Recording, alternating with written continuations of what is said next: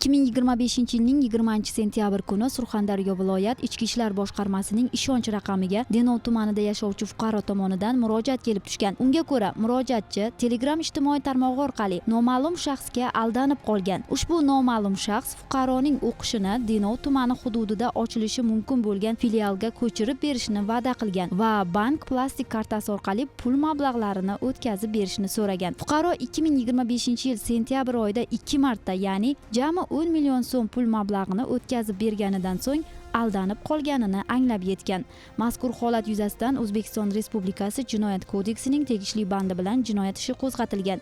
Viloyat Ichki ishlar boshqarmasi axborot texnologiyalari sohasidagi jinoyatlarga qarshi kurashish boshqarmasi xodimlari tomonidan olib borilgan tezkor surishtiruv ishlari natijasida ushbu jinoyatni Qashqadaryo viloyati Qarshi shahrida yashovchi shaxs sodir etganligi aniqlandi. Shuni alohida ta'kidlash joizki, oliy ta'lim muassasalarida o'qishga ko'chirish ishlari faqat qonunchilikda belgilangan tartib asosida tegishli vakolatli organlar orqali amalga oshiriladi. Ijtimoiy tarmoqlar yoki shaxsiy tanishuvlar orqali bunday xizmatlarni va'da qilish qonuniy hisoblanmaydi.